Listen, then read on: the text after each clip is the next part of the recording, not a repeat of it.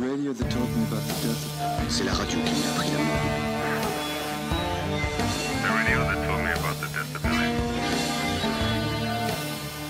Qui m'a appris la mort. La radio qui m'a appris.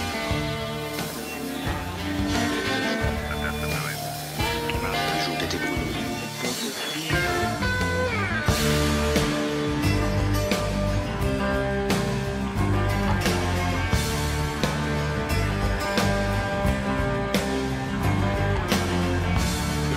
That told me about the death of Billy the Kid.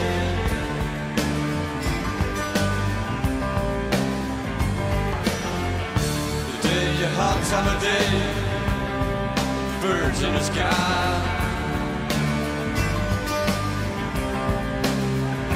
Adi Chatz, mes chers amis golfeurs, et bienvenue pour une nouvelle vidéo de 33 Golf Lab.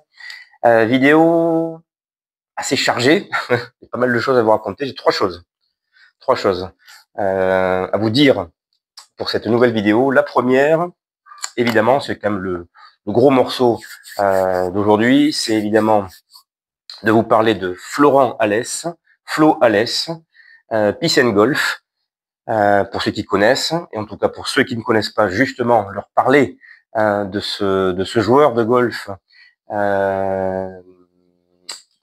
J'ai sa biographie devant les yeux, hein, je vais vous la faire très très brève, avec un parcours amateur assez fourni, puisqu'il a gagné 5 grands prix amateurs, Flo, top 30 amateurs en 2011 et 2013, il passe pro en 2014, en 2019, il débarque sur l'Alps Tour, et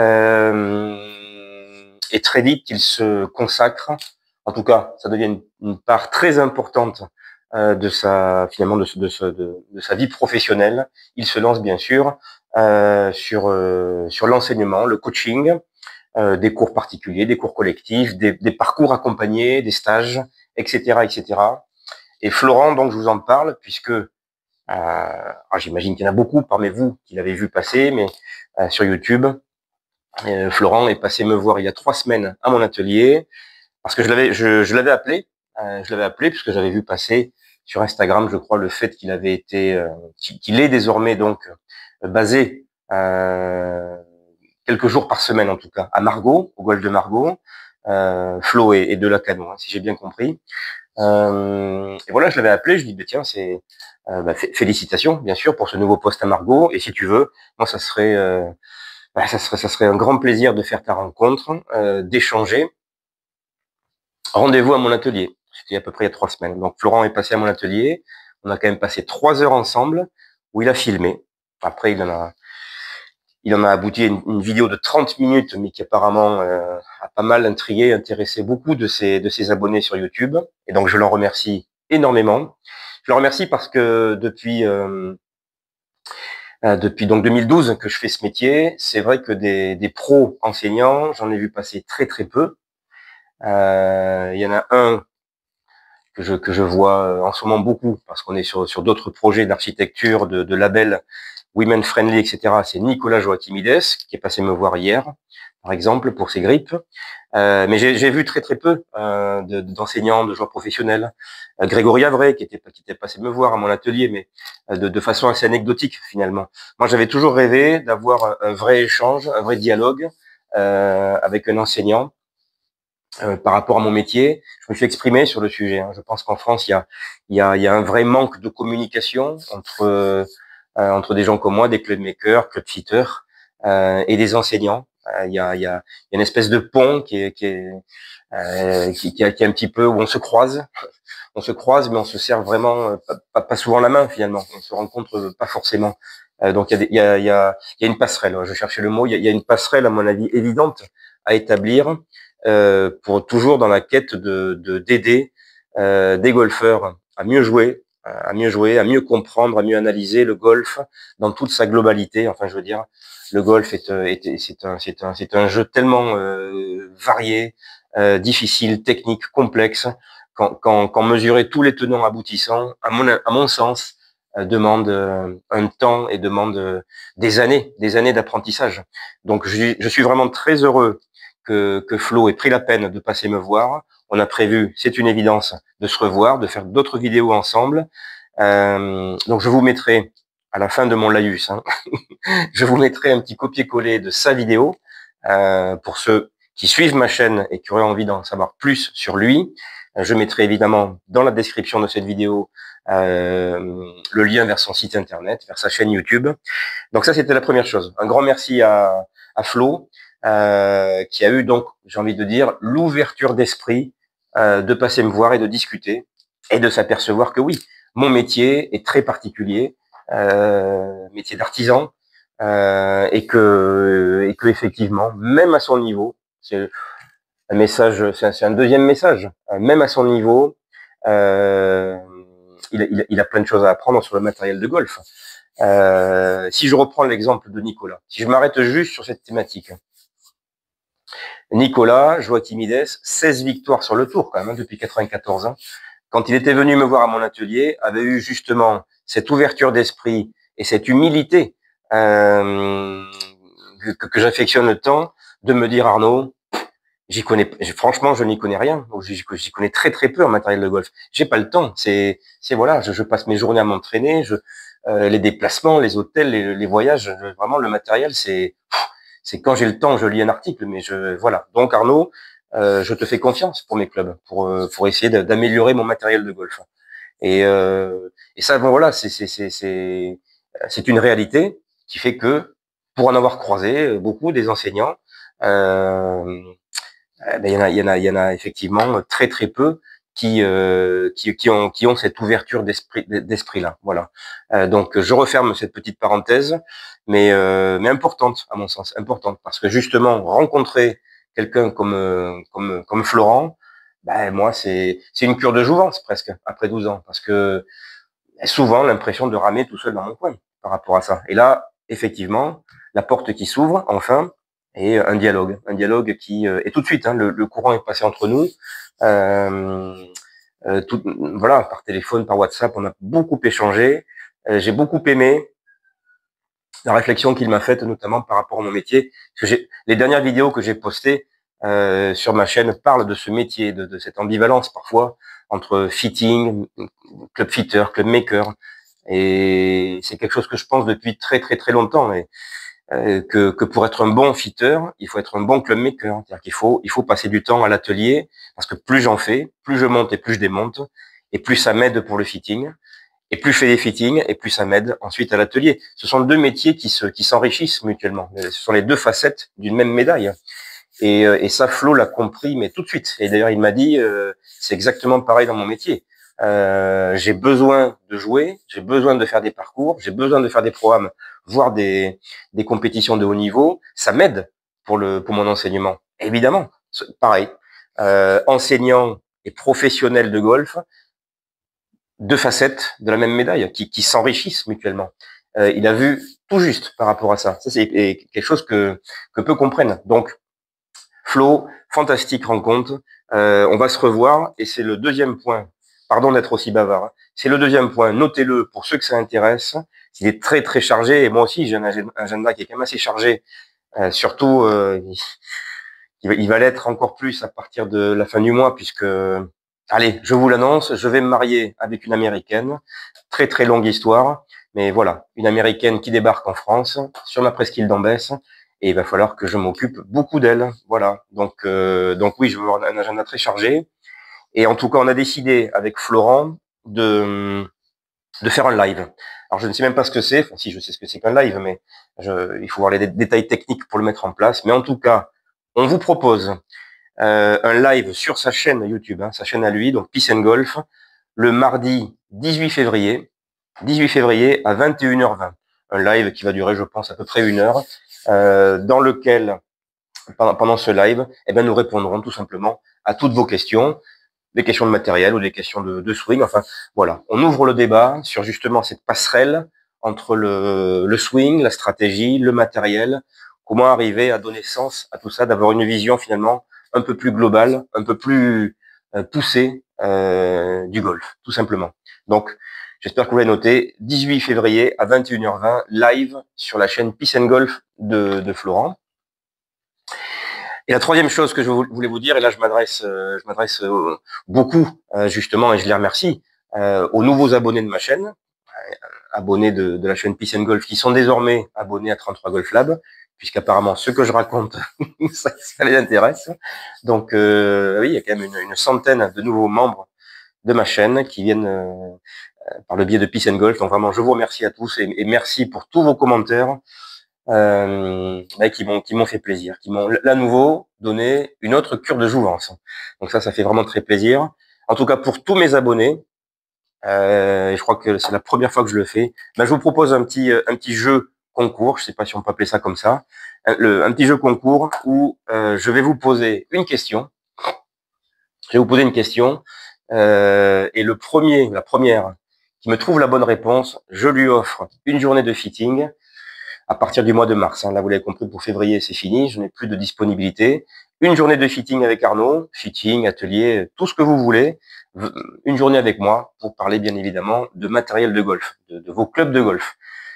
Voici la question. Alors, vous allez voir que c'est une question où il faut avoir l'esprit un petit peu taquin pour la poser, mais c'est mon cas.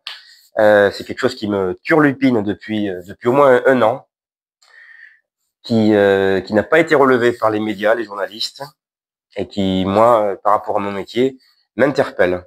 Je connais la réponse, évidemment, mais je vous la pose. Peut-être que quelqu'une va la trouver. Top chrono, c'est parti. Écoutez bien. En 2006, et j'avais fait une vidéo à ce sujet, ça peut se retrouver, mais de toute façon, sur Google, si vous parlez un tout petit peu anglais et même français, vous allez le trouver. Tout ce que je dis est factuel. En 2006, les deux autorités que sont l'USGA et le Royal and Ancient, le REA anglais, ont défini une limite de moment d'inertie pour une tête de golf, et notamment bien sûr pour les drivers, qui sont les plus grosses têtes que l'on peut trouver, une limite du MOI à 6000 grammes centimètre carré. Précisément 5900 avec une tolérance de 10%, ce qui nous donne peu ou prou 6000 grammes centimètre carré. Comment se fait-il? Par quel biais? Des marques, notamment une, depuis déjà 2 ans. Comment réussissent-ils à proposer des têtes de driver à 10 000 grammes centimètre carré de MOI, le fameux 10K, que l'on voit passer dans plusieurs publicités, que l'on entend vanter par certains journalistes de golf en France, qui apparemment donc n'ont pas relevé cette histoire de limite légale à 6000 grammes centimètre carré. Comment tout cela a-t-il été possible? Comment c'est possible? J'attends vos réponses et à nouveau, la première qui tire le premier et qui me sort la bonne réponse gagnera une journée de fitting en ma compagnie. Voilà à peu près tout ce que je voulais vous dire pour aujourd'hui. Je vous laisse avec un petit copier-coller de la vidéo de Flo à mon atelier. J'enlève tout le début où il me pose des questions sur mon métier. Je pense que ça, il n'y a pas besoin de le remettre. J'embraye directement lorsque Flo me dit est-ce que Arnaud, tu peux regarder mes clubs, mes fers et me dire ce qui va pas sur mes fers. Voilà. À très bientôt pour une prochaine vidéo. J'attends vos réponses sur mon adresse email. Ça sera plus simple. Donc, adresse email qui s'affiche ici, arnaud@33golflab.com. Je vous souhaite un très bon mois de février, bientôt les vacances, peut-être au ski pour certains avec vos enfants. Allez-y, top chrono. Le premier qui trouve gagne une journée de fitting avec moi. Nous parlons de nombreux sujets avec Arnaud qui ne tarit pas d'anecdotes et d'explications, les fers à longueur unique, le rétrofitting qui permet de restaurer un matériel devenu obsolète, l'importance de la taille des grippes, trop souvent peu abordé, de nombreux sujets que nous aurons l'occasion de disséquer dans de prochaines vidéos si ça vous dit. Lâchez d'ailleurs vos questions en commentaire, nous sélectionnerons celles qui reviendront le plus souvent pour ensuite y répondre prochainement. Je profite désormais de mon passage dans son atelier pour y vérifier mes clubs et je vais découvrir quelque chose de très intéressant. De voir un peu mon sac, si on va jeter ouais. Tu fais un cut peut-être, un petit café? Ouais, carrément.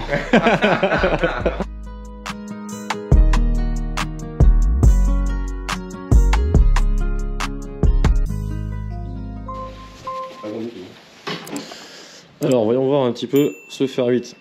Alors, tu as un fer 8 qui est raccourci déjà. C'est très simple, la longueur des clubs à mémoriser. Fer 7, 37, c'est le standard. Cette règle Ça a été effacé depuis.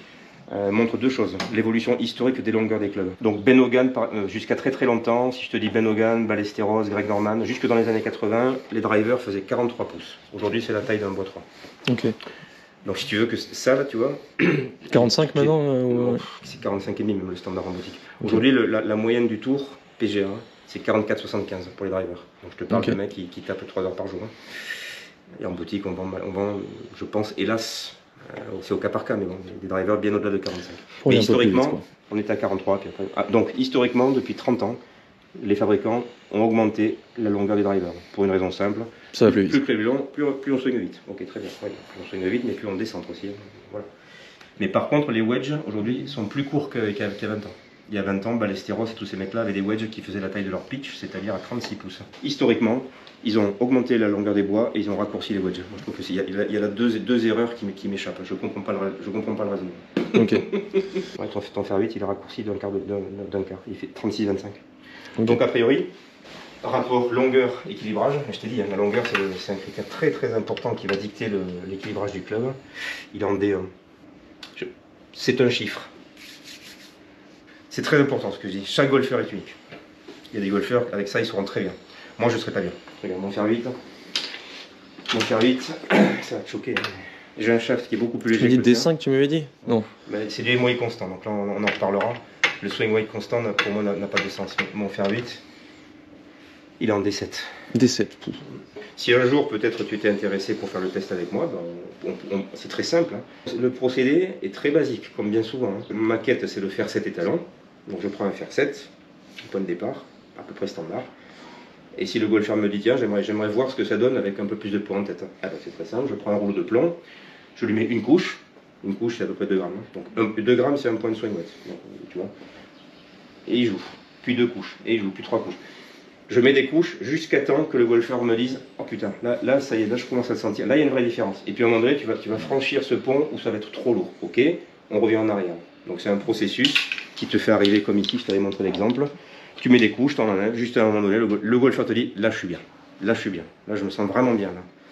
Allez, fin de cette étape du fitting. Voilà. Je rentre à l'atelier, je mesure le poids de la tête, je sais qu'il lui faut un fer 7 de, admettons, 275 grammes. Moi mon fer 7 il fait 278 grammes, sachant que le standard à peu près est à 270. Donc tous mes fers ont à peu près 8-10 grammes de plus en tête. Ok. Mais c'est moi. D'autres golfeurs, à l'inverse, vont avoir envie de être plus léger. Plus le swing weight est élevé, c'est quoi l'incidence du coup sur... Sensation, le feeling, le tempo. Un golfeur qui est 9 fois sur 10, et j'en fais partie. Un golfeur qui est tonique et tempo, s'il ne sait pas où est la tête dans l'espace, ici ça risque à décrocher à un moment donné. Donc il faut qu'il sente où est la tête dans l'espace. Moi c'est le plus grand bénéfice que je dis aux golfeurs. Avec un peu plus de poids en tête, primo, ça va vous temporiser un peu plus. Dès le waggle, hein, dès le waggle, vous allez mieux sentir où est la tête dans l'espace. Tête trop légère. L'avantage d'une tête légère, c'est qu'on swing très vite. Mais on swing très vite, mais on ne sait plus où est la tête dans l'espace. Donc, tu vois. Donc, premier avantage avéré depuis 12 ans que je fais ça, c'est des golfeurs qui me disent, ouais, le takeaway, je le sens mieux là. Je sens mieux où est la tête. Je sais où je vais la mettre. Et deuxio, en transition, effectivement, mieux savoir où elle est. Elle n'est pas là, non, elle est là, tu vois. Et tertio, évidemment. Ça, c'est la formule mathématique du smash factor. Le poids de la tête. Plus une tête est lourde, plus il y a du smash. Ok. Il y a tout intérêt à avoir une tête alourdie, si et seulement si le golfeur est bien avec. Moi, j'ai toujours eu du mal avec beaucoup de poids en tête parce que j'ai la sensation que le club se tord trop. Alors, et voilà. Et on arrive à un point important. Tu touches un paramètre d'un club de golf, tu bouges les autres. Ouais. Oui. Peu de points en tête, moi j'apprécie, j'ai l'impression d'avoir une sensation de club rigide, tu vois ce que je veux dire? Qu'est-ce que fait un club dans l'espace quand tu le swings? Ça s'appelle le droop. Un club de golf se tord dans ce sens-là. Je vais essayer avec le tien qui... Ouais, il est raide, mais bon. Ça c'est le droop. C'est-à-dire, pourquoi? Parce que le centre de gravité de la tête ne correspond pas au centre de gravité du shaft. Il y a un décalage. Donc forcément, d'un point de vue physique, il y a un décalage. Donc il y a une torsion, okay, qui va se produire dans ce sens-là. C'est-à-dire que ta tête, effectivement, elle va aller dans ce sens-là. Et évidemment, aussi dans ce sens-là. Le shaft, en fait, il fait ça, et après, il se retord, et il va se tordre dans ce sens-là, okay, pour retrouver son point d'origine. Mais plus tu mets du poids dans la tête, plus tu assouplis le type, plus tu l'assouplis là, c'est logique. Ouais. On va prendre un extrême, j'ai une tête à 100 grammes, qui va être raide. Si je lui fous 100 grammes de plus, tout d'un coup, forcément, je le tords plus. Ouais. Donc ce que tu m'as dit est très intéressant, effectivement. Si tu mets trop de poids dans ta tête, le shaft va se comporter différemment. Donc tu vas avoir une sensation de trop souple. Ouais. C'est exactement ce que tu viens de me dire. Parce que moi, à chaque fois qu'on m'a mis plus de poids en tête, j'avais cette désagréable sensation de me dire le club il fait un peu ce qu'il veut. Eh ben, il faudrait trouver donc le poids en tête parfait qui te correspond, mais en tirer des conclusions. Du coup, peut-être qu'il lui faut un shaft un peu plus raide au type, pour compenser ce poids en tête. Ok, pour que ça résiste un peu mieux, quoi. Et oui. Ok. Parce que quand j'ai un poids en tête assez faible, je pense que c'est pour ça que ça a été raccourci à la base. C'est pour me donner la sensation que le club ne se tord pas et que je swing comme une baramine et qu'au moins ça bouge pas en termes d'orientation de face, quoi. Parce que moi j'ai expérimenté. Il y a eu une époque dans ma vie, on change. Et j'ai eu une époque où j'aimais beaucoup des shafts style C-Paper, un grand classique. Hein. Ça, c'est un shaft qui est raide partout. Il n'y a pas vraiment de zone. Donc une sensation de barre. Sensation de barre. Donc j'ai aucune sensation. Tu vois, j'ai sensation d'un truc qui bouge pas, mais qui me plaisait à cette époque-là. Ouais. Aujourd'hui, donc j'aime plus ça. Je préfère une sensation d'un club qui se tord facilement et j'ai changé. Quoi. Ouais. Mon swing a changé. On peut vérifier le loft peut-être et le lie à la limite. Bien sûr. Absolument. Machine, on a les deux. T'es presque à 64 pour un fer 8. Ouais, t'es à 64 là. Tu le vois? Tu y es. Hein. Donc 64 c'est le lie. 64 de lie, ouais. Il devrait être à 63 en fait, dans le meilleur des mondes. Ok, donc moi je suis dans le standard des mondes. Ouais. 40. Un fer 8 à 40 de loft. Il a 40 mon fer 8 Tu m'étonnes que j'avance pas avec. Bah oui, c'est quasiment le pitch d'un pitch de club vendu. C'est pas le chiffre qui est important. Ouais. C'est ta capacité à étalonner tes clubs. Le loft, c'est ça. C'est la seule vocation du loft, c'est d'étalonner ses distances. Là, tu as des lofts, effectivement, vintage, hein, le gros avantage du forgé, on l'a vu aujourd'hui, ça se tord en layant loft, mais ça bouge aussi. Plus tu tapes des balles, plus ça peut se déplacer dans un sens ou dans l'autre. Un mec comme toi qui tape régulièrement, tes lofts, ils bougent à peu près de 1 degré par an. Puisqu'à force que cette tête soit martelée, le loft finit par s'ouvrir. Ok. Donc logiquement, ouais, ils ont dû s'ouvrir d'1 ou 2 degrés avec le temps quand même. C'est très probable. Oui, parce que la logique serait à 38, je pense. Il devait être à 38. Oui, il devait être à 38, ouais. Donc, message important. C'est comme une bagnole, hein, les clubs de golf. Faites-la vérifier. Donc en fait c'est marrant parce que du coup je me rends compte depuis quelques temps, j'ai mis ça sur le compte de la vitesse de swing alors que finalement en vitesse de swing je pensais que j'ai pas de temps perdu. Mais au fil des années je me rends compte que le fer 8 qui faisait 145 commence à péniblement dépasser les 140. Alors donc, non seulement tu as peut-être perdu un peu en vitesse. Mais je suis même pas sûr parce que finalement quand tu as perdu 2 degrés de loft, donc tu as perdu 6 mètres. Ouais, bah ça explique du coup la distance. Mais je te dis, qu'est-ce que j'ai dit au début? Je t'ai dit que 80% des réponses sont à l'atelier. Je te le remets à 38. Par contre, ça veut dire qu'il va falloir que je refasse tous tes lofts, tous tes fers. Tu le vois? Il est quasiment à 32.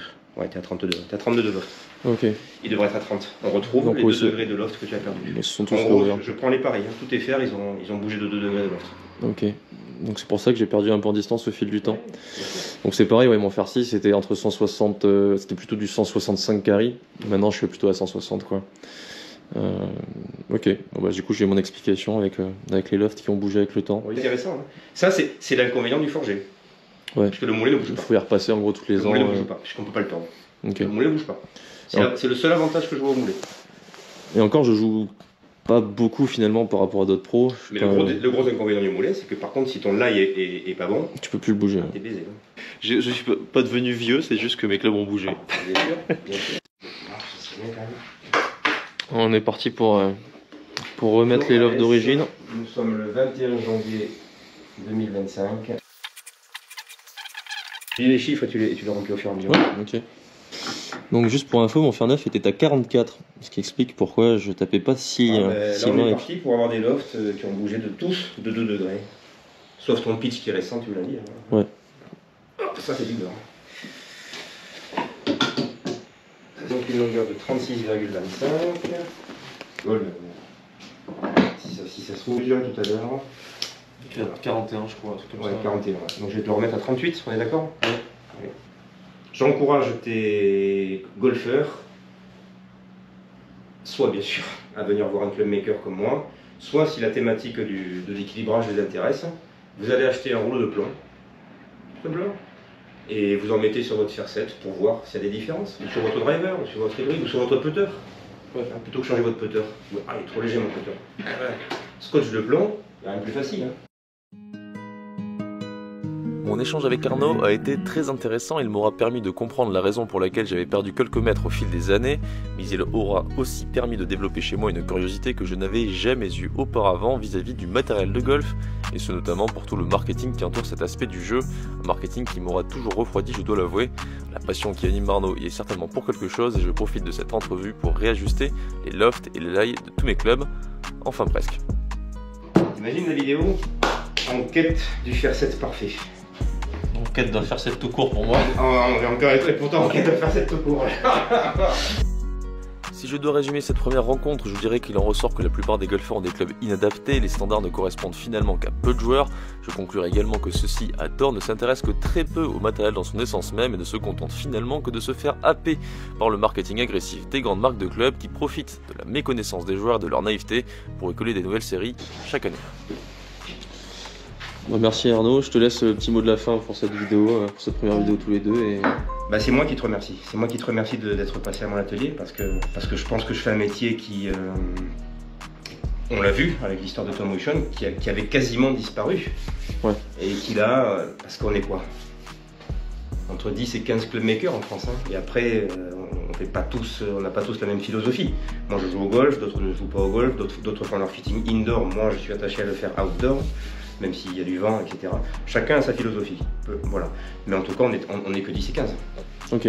Avoir, comme moi, un atelier avec des machines et être capable de faire ce diagnostic précis des specs et d'avoir la capacité de dire à un golfeur, avant d'aller acheter un nouveau bois 3 ou quoi qu'est-ce, il y a une réflexion avant. Il y a une réflexion. Si ça se trouve, s'il n'y a que votre grip à changer, si ça se trouve, la longueur n'est pas bonne. Enfin, avant de dépenser 500 ou 600 ou plus balles, il y a peut-être mieux à faire. Pour quelqu'un comme toi, on vient de le voir, s'apercevoir que effectivement, tu as la réponse à ta question, pourquoi j'ai perdu 6-7 mètres là. Ouais. C'est pas parce que tu as vieilli, c'est parce que tes clubs ont été déloftés avec le temps. C'est mes clubs qui ont vieilli. Ouais, bien sûr, tes clubs ont vieilli, et toi tu es toujours aussi fringant qu'avant, évidemment. Je suis rassuré. Et bien sûr, évidemment, bon, ça fait un mois que j'ai pas tapé une balle, mais j'aimerais beaucoup faire un parcours avec toi. Avec plaisir. Continuer de poursuivre la discussion. Et si vous avez des questions, je suis là pour y répondre.